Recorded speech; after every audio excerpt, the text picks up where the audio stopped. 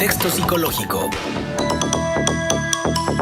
El síndrome de la conquista, precisamente el tema que estamos abordando, lo va a tratar nuestro colaborador y amigo Antonio Miranda, pero obviamente no desde el punto de vista político, sino psicológico. Toño, muy buenos días. ¿Qué tal, licenciado? Buenos días, Marcela. Buenos días, amable auditorio. Pues hablando en términos psicológicos, se toca un tema muy difícil y un tema muy complejo que me parece a mí todavía actual y que tiene muchas cuestiones que se dan en las personalidades del día de hoy, de que todavía venimos arrastrando ciertas cosas de la conquista, me parece a título personal. En términos ya psicológicos, hablábamos ahorita fuera del aire, hablábamos de esta estrategia de Peña Nieto que se decía en muchas ocasiones que era inocente para generar en la opinión pública cierto tipo de tendencias, o era una persona verdaderamente ignorante. Se veía a todas luces, y después de un estudio de 6 años pudiéramos decir que Peña Nieto pues era más bien una persona con un CI muy bajo y que no tenía esa capacidad y esa estrategia. Con López Obrador parece que estamos hablando de una persona súper inteligente que toma, no inteligente en CI, no que haga derivadas múltiples ni integrales múltiples, sino una inteligencia política astuto que nos toca un tema que, nos tiene hablando de él todavía y nos tiene dándole vueltas al asunto, qué quiso decir, cuál era la intención. Pero creo que aquí es donde viene la parte de su personalidad manipuladora, que sí es manipuladora y sí toca temas, un tema que hiere ciertas susceptibilidades en un momento importante de la economía, donde hay otros temas trascendentales, y al viejo estilo priista, sacando un tema donde todos estamos hablando de él, muy importante, interesante, histórico, pero que no tiene consecuencia en el devenir económico que necesita en este momento el país. Entonces me parece a mí que demuestra un poquito más la personalidad. Decía uno de los editorialistas que lo nombró ahorita usted, licenciado, se me fue el nombre, pero decía ingenuo o la verdad, malo, pues.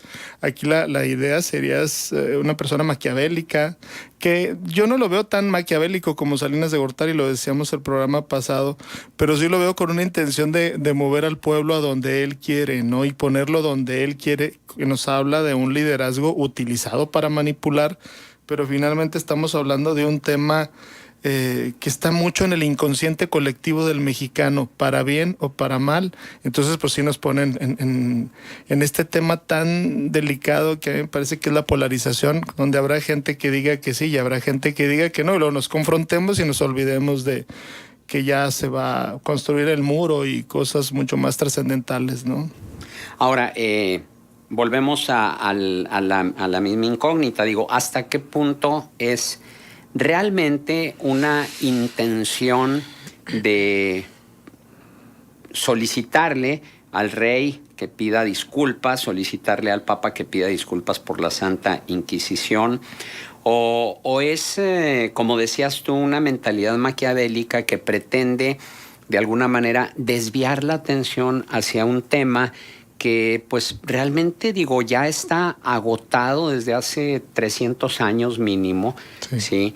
Y donde ha pasado tanto en estos 500 años después de la conquista, que ya podríamos decir que hay más vasos comunicantes y de acercamiento con España que de alejamiento. Sí. Lo que se vino a reforzar a partir precisamente de la Guerra Civil Española y la gran cantidad de españoles que vino a México y en particular a La Laguna a estrechar los lazos de esta alianza hispano-mexicana, y en la que pues nosotros mismos también llevamos sangre española en nuestras venas, pues, ¿no? Sí, el mismo López Obrador.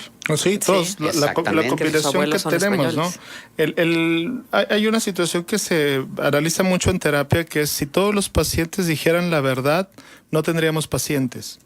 O sea, realmente decimos una cosa y hacemos otra. Por eso llegamos a la consulta.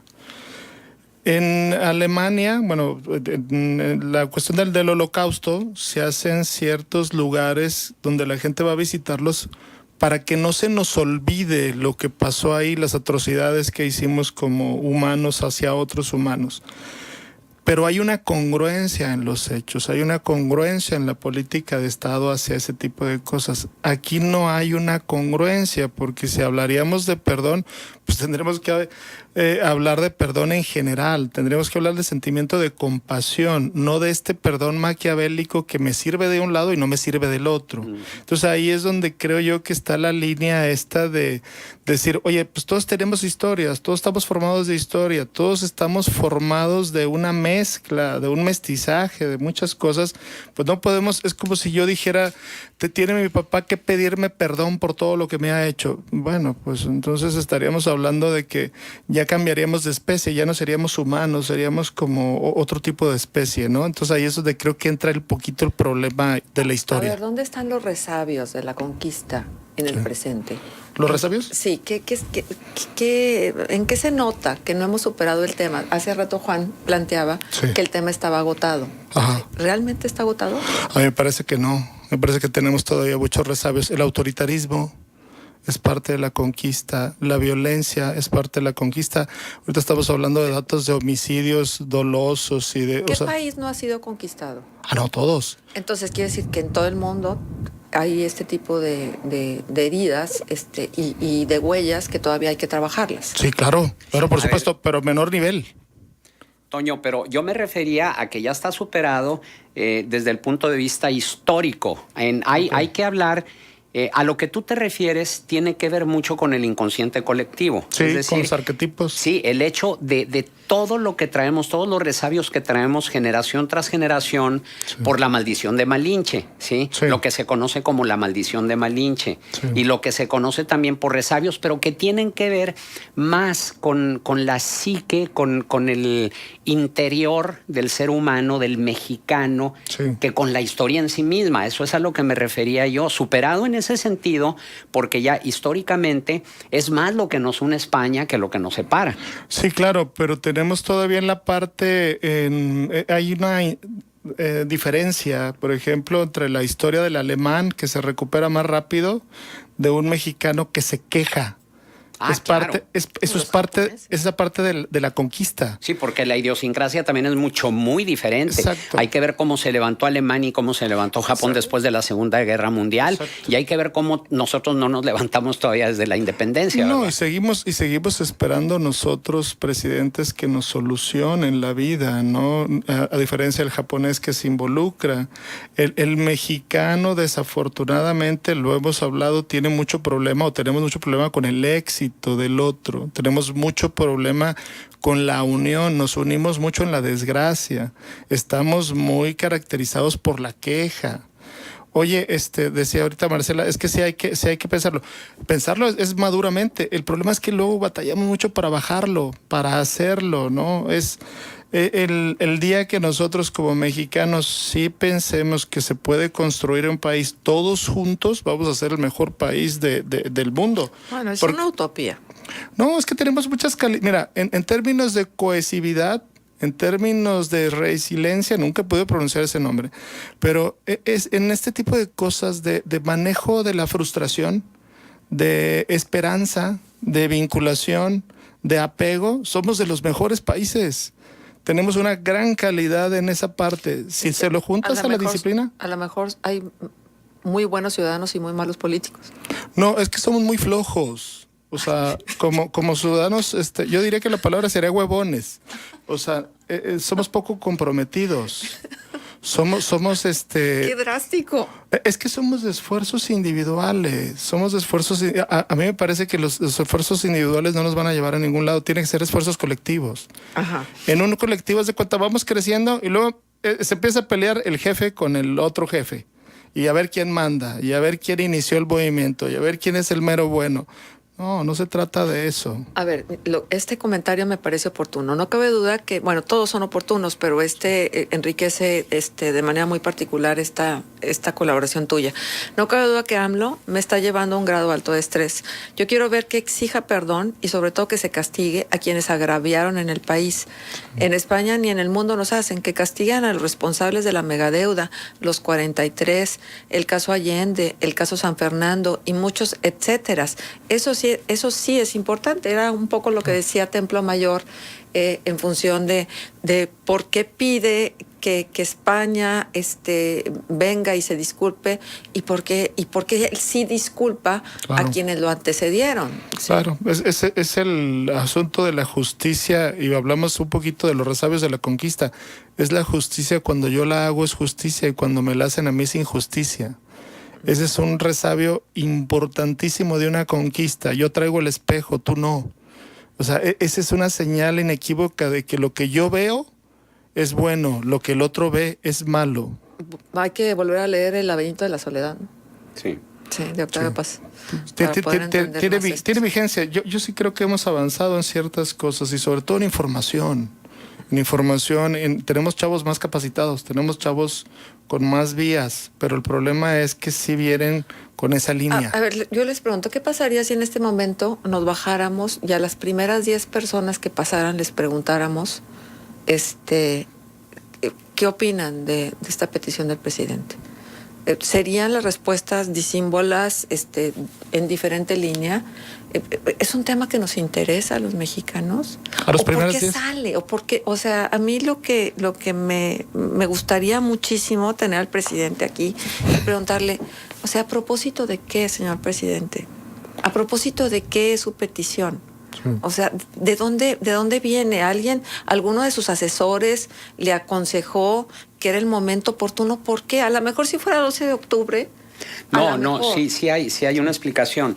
Y ayer me extrañó muchísimo todo el tiempo que le dieron en medios de comunicación, por ejemplo, en Excelsior, en Televisión Excelsior, en Foro TV y en Milenio, al discurso que dio precisamente la esposa de López Obrador a propósito de la batalla de Centla, en Tabasco, donde los españoles derrotaron a los centlatecas.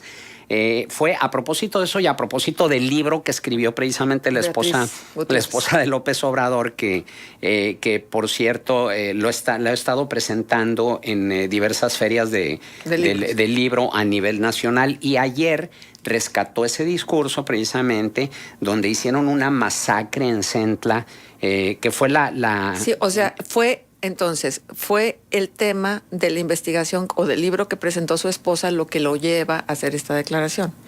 La declaración de ayer sí, pero esa carta data desde el 1 de marzo, ¿sí? ¿Qué es lo que dice el rey en la respuesta? Me extraña que haya hecho pública una carta que envió el 1 de marzo, ¿sí? Ya la había enviado antes, Sí. porque anteriormente también la esposa de López Obrador había hecho puesto el referencia a ese mismo tema. Pues ¿sí? entonces es muy importante darle este El contexto para Ajá. que sepamos de qué va. Bueno, pues Hay más comentarios.